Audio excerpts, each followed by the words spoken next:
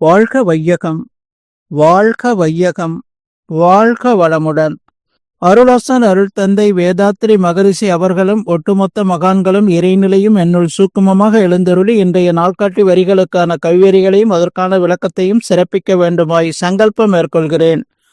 அனைவரையும் பணிவோடு முதற்கண் வணங்கி ஆரம்பிக்கலாம் என்றிருக்கிறேன். அனைவருக்கும் இனிய காலை வணக்கம். வாழ்க வளமுடன். சாமிஜியினுடைய இன்றைய நாள்காட்டி வரிகள்: நோயற்ற உடலை உடையவன்றுதான் அமைதியாக மகிழ்ச்சியாக வாழ முடியும். அவர்களுக்கு அறிவு திறன்பட இயங்கும் என்று சுவாமிஜி நமக்கு இந்த நாள்காட்டி வரிகள் கொடுத்திருக்காங்க.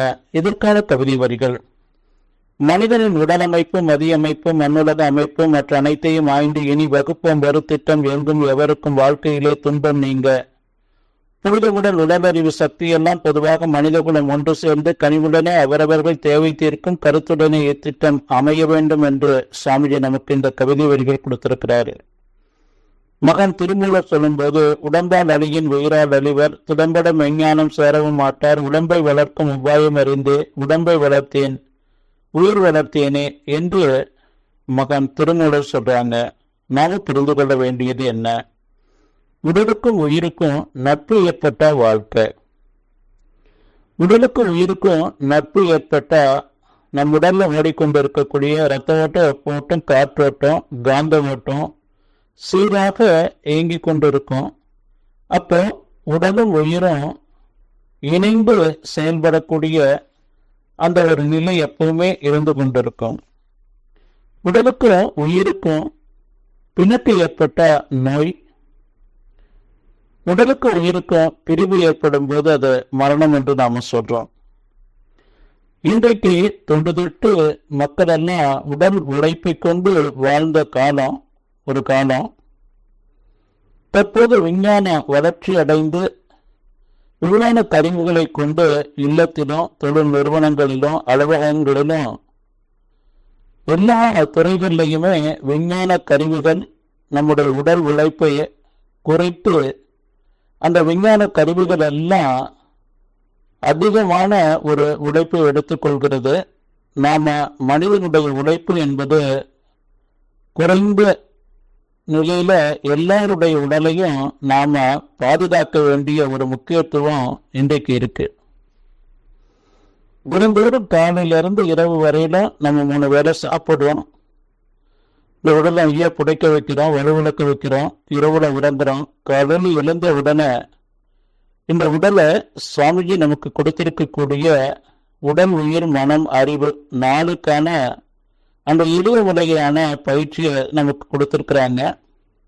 உடற்பயிற்சியாக, காயக்கல்பமாக, மன அமைதிக்கு தியானமாக, அறிவு தெளிவுக்கு அகத்தாய்வாக நமக்கு கொடுத்திருக்கக்கூடிய இந்த 4 விதமான எளிய முறை பயிற்சிகள் நம்மளை தூய்மை செய்து அந்த தெய்வீக நிலைக்கு மாற்றும்.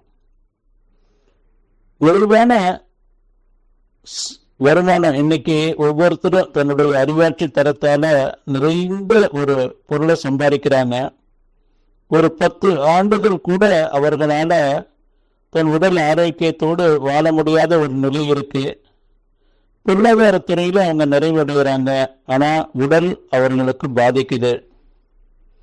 ஒவ்வொரு நாளும் உச்சி முதல் பாதம் வரையில் இருக்கக்கூடிய எல்லா உறுப்புகளையும் நாம தினந்தோறும் தூய்மை செய்து கொண்டு, உயிர்ச்சிக்கு தெளிவு செய்து கொண்டு, மன அமைதியோடு அறிவு தெளிவோடு வாழ வேண்டியது ஒவ்வொரு தனி மனிதனுடைய பொறுப்பு.